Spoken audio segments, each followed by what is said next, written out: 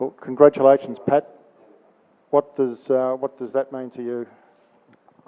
That's huge. I think that's the pinnacle of international cricket, winning a one-day World Cup, especially over here in India in front of a crowd like this. Phones off, please, Cole. First press conference. Get rid of that bloke.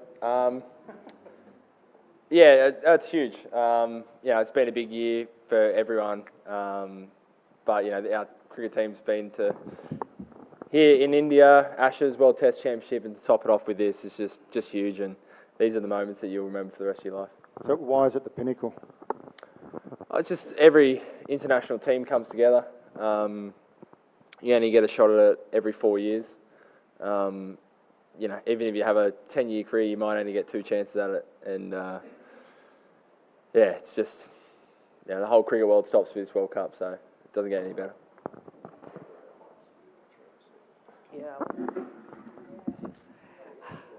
much better. But you always spoken about the 2015 World Cup being like a highlight of your career. But to win a World Cup in India, this stadium with so many people, and the silence you spoke about as well, can you just take us through that journey today, from getting to the ground to now? Yeah, I mean, I always like to say I'm pretty relaxed, but I was a little bit nervous this morning. Just pacing around, waiting for it to kind of get started. Just seeing the sea of blue in the hotel, getting nearer the ground and just seeing the sea of blue making its way to the ground, all the cars parked with their selfie cameras out. You knew you were walking into something pretty special, and then to walk out, for the toss and just see 130,000 blue Indian shirts, it's an experience you'll never forget. So awesome day, and the good thing was they weren't too noisy for most of it. Pat, a couple of things. Now that it's run and won, what did you really think of the pitch? And B, what was behind the decision to bowl first, given how well it worked out? The pitch played pretty well, actually. It was quite slow and basically, no bounce. But I don't think the bounce was anything different to anywhere else in the tournament. Probably didn't spin as much as I thought it was. Yesterday it looked really dry, but it was quite firm today. So, the wicket was fine, really. And then, the toss, we were kind of umming and ahhing right up until the toss, really. But I thought, half a chance of the wicket getting better tonight.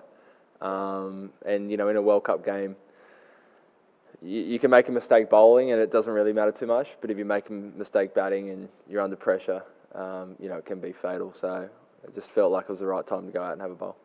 And just given how big a year it's been for you on so many fronts, how are you feeling, just, I suppose, emotionally, given the spectrum of emotions you felt this year?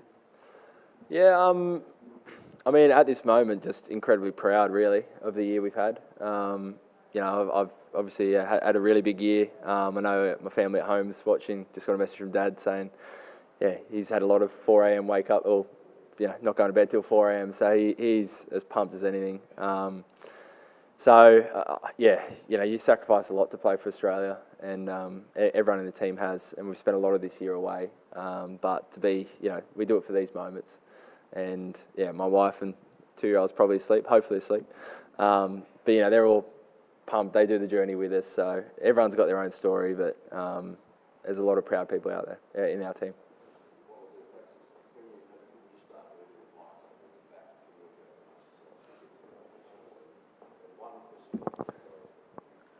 But as a leader, we saw very good leadership from you. We saw especially going back to Afghanistan when you made a good supporting role with Maxwell. How do you feel about your leadership throughout the tournament, and how do you rate Travis Head innings today? Trev Head was phenomenal. I think I said it on stage.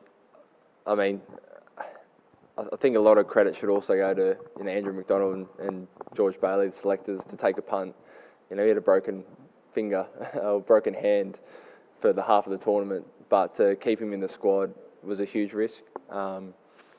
And the medical team were fantastic, obviously, to get him into a place where he could perform. So, that was a big risk. I think we could have been made to look really silly if that didn't pay off, but you got to take those risks to win a tournament. And Trav, the player, we've seen in Test cricket, he epitomised everything I want out of a cricket team. He takes the game on, he plays with a smile.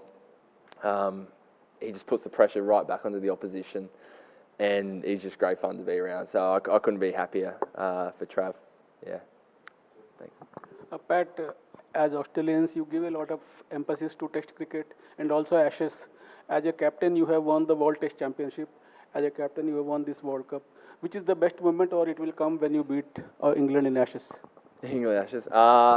This is no doubt a World Test Championship was huge. Like again, another 2-year campaign. But yeah, an ODI World Cup. It's just the rich history, I think, and to come over to a place like India, where you know the conditions are so different to back home. It's pretty grueling. You know, 11 games in whatever it was, 5-6 weeks. But yeah, the way the group stuck together and got through it, and yeah, holding the medal that's the pinnacle. Pat, you touched on Trav there. Can you just kind of take us inside the humming and ahhing about whether you would pick him, or did you ever think you might leave him out?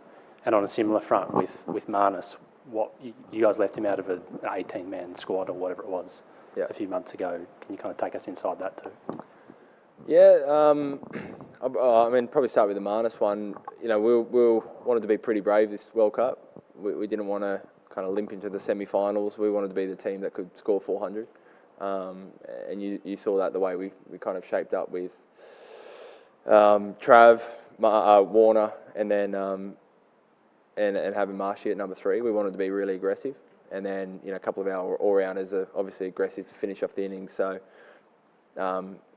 we would rather fail that way. But then Marnus just showed his class, and in South Africa you had to pick him. He was fantastic, and he was playing a different style to probably what he did for the first start of his ODI career, and it was paying off. And we know he's a gun, so yeah, you had to try and find room for him. And then the Trav Head one was, we thought his World Cup was straight over. It wasn't until I think it was about the next night afterwards where Ronnie came up to me. He's like, "Haven't slept all last night. I think we're going to keep him. We're going to take the risk. He might be right for the Netherlands, and then if we're going to make the finals and we want to win the World Cup, I think he needs to be there for the finals." So yeah, it was his idea, and yeah, again, great work by the medical team, and it means you probably don't have the second spinner in your squad, which is a risk, but yeah, obviously paid off. Just on today's game, when you got Virat out, is that about as sweet a moment as you've had on a cricket field? Yeah, I think so, yeah. We did take a second in the huddle just to acknowledge the silence that was going around the crowd. Yeah, it just felt like it was one of those days where it was all made for him to score another 100 like he normally does, and yeah, that was satisfying. Pat, you'll remember you went to see Bruce Springsteen, I think, during the Ashes, right at the start of the summer, to prepare for one of the days of the Ashes. What was last night's preparation? Yeah, boss wasn't playing at Ahmedabad last night. What did we do last night? Very chilled. We had a team meeting, and then a few of the boys sat around, had dinner, and then played about half an hour of Call of Duty.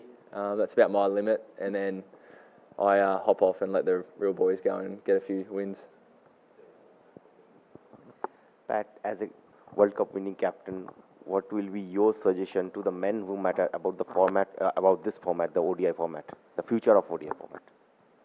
Yeah, it's hard to say. I must say, maybe because we won, but I did fall in love with ODI again this World Cup. I think the scenario where every game really matters. It does mean a bit different to just a bilateral. So, yeah, I don't know. I mean, the World Cup's got such a rich history. I'm sure it's going to be around for a long time. And yeah, there's so many wonderful games, so many wonderful stories within this last couple of months. So, don't know. I think there's definitely a place. Pat, congratulations first of all. And when Alan Border won the first World Cup for Australia and India in 1987, the Australian players were not well versed with Indian spinner-friendly wickets. As of now, almost every Australian player is playing in IPL. So, do you think that it helps to be very well acquainted with the nature and mood of the Indian wickets, especially the spinning-friendly wickets? Does it help? Yeah, it does help. I mean, in white ball cricket, you still don't get spinning wickets all that often, particularly in IPL. But for sure, it helps. I think I've said it a few times. We've pretty much everyone in our 11's probably played more white ball cricket in India in the last 5 or 10 years than we have in Australia. So, no doubt that helps. Yeah.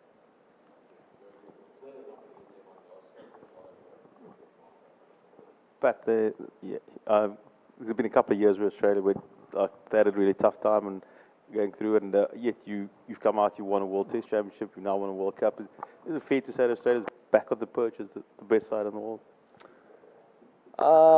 Yeah, I mean, I don't know, it's probably for others to judge that, but yeah, couldn't be prouder of the team for the last 2 years. We've had some tough series, but we've won some amazing series as well, and everyone stood up, and we feel like we've got a great red ball team, and the white ball team's won 2 trophies in the last few years, so it's things are looking pretty rosy. Yep. Captain, I just wanted to know the making of a champion team. You've been involved with this team for a long time. How has it been? How tough is it to go out there and do the job every time? Yeah, I mean, it's really tough because you're playing against the best teams in the world, and every team wants to achieve the same thing. So, it's really tough. I always keep saying about our team, we've got a lot of experience, and we've got many different characters, which is great. You want that in a team, but everyone buys in. Everyone does what the team needs. Everyone's there to look after each other, and I think that's something that's contributed to a few of our successes over the years. Yeah. Skipper, what was the thinking behind giving short spells to your bowlers, all 7 bowlers, except you who bowled 5 overs, 1 long spell? All of the bowlers bowled either 1 over spell or 2 over spell. What was the thinking behind that? Yeah, it's, in say Test cricket, when you're trying to find a wicket, you might change some fielders and some bowling plans. Feels like in one-day cricket you don't have as many options, so we thought maybe the way to upset the rhythm rather than setting some wacky fields is to just go 1 over spells. So seemed to kind of take them an over to settle in, so we just kept going and tried pretty much everyone there for an over, and everyone did a great job, and it makes kind of sequencing in the back 10 overs a little bit easier as well when you've got plenty of resources to draw on.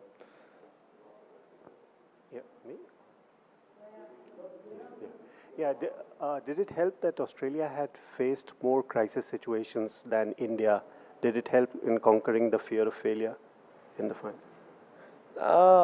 Hard to say. It's really hard to be standoffish in a final. But we made it really clear in the group, we're all in on making sure we weren't the team that stood off today. We wanted to take the game on, play the way that got us to the final. And maybe that comes from playing other finals before, also maybe missing out on some other finals in different tournaments. But I can't speak for the opposition, but the group today was as confident going to finals as I've seen the team. Thank you. Cheers.